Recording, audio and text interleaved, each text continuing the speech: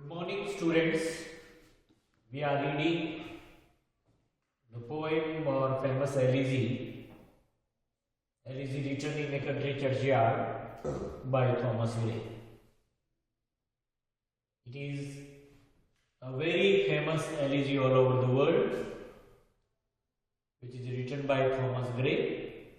I already told you about the poet and the theme of the poem. And in last two videos, we discussed two beginning stanzas of the poem, in which the poet is standing in the churchyard. Cattle, they are coming from the meadows to the home. Plowman is also coming to his home. He is tired, and everywhere serious calmness is prevailing. Except the poet, he listens a sound of the bells which are tied on the neck of the lambs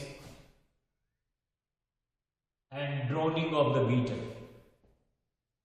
Otherwise, everywhere is calmness, serious stillness. So today we will discuss the next stanza of this elegy. Save that from yonder ivy mantled tower, the moping owl does to the moon complain of such as wandering near her secret bower, molest her ancient solitary reign. So one voice and one sound.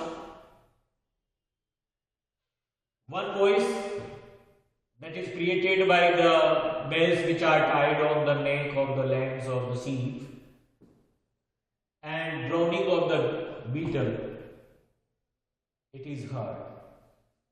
Another has kept that from yonder means far, ivy mantled tower. Ivy mantled tower means ivy, that is a kind of creeper, evergreen creeper or evergreen vine. So the tower or the nest of the owl, that is covered by ivy creeper. The moping means dull or sad. Owl, that is a bird, it is known as the queen of the night, does to the moon complain. So from ivy mantled tower or ivy vine, the tower or the nest that is covered by the ivy creeper. So from that ivy covered nest, the dull or sad owl, it is complaining to the moon, brooding of the owl,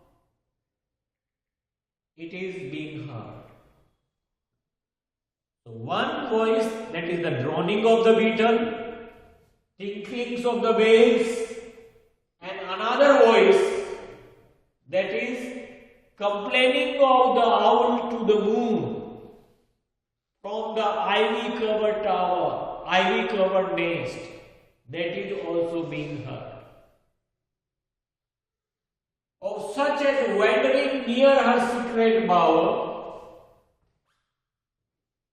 and the owl, she is complaining to the moon about the creatures or the people who are disturbing her, who are disturbing the owl in her solitary reign, her solitary dominion, her solitary field, her solitary area. So, one, that is the droning of the beetle and the tinklings of the bell and complaining of the owl to the moon against those creatures who are disturbing her in her secret shelter or nest on which she rules from long time, from ancient time. Means complaining of the owl to the moon against those creatures who are disturbing the owl in her solitary reign. That voice is also being heard. Otherwise, everywhere serious stillness, serious calmness is prevailing. So, in this stanza, the poet he says that, or in the beginning part of the poet he says that everywhere is calmness prevailing, except the voice or droning of the beetle and brooding of the owl and tinklings of the bells which are tied on the neck of the sheep or the lambs, they are being heard. Otherwise, everywhere calmness is prevailing. So, in the first or the initial part of this elegy, the poet has created very serious and sad atmosphere of the twilight, of the evening time, and the poet he is also standing in the churchyard. So, we have discussed all these three stanzas, and then the next video we will discuss next stanza. Thank you very much.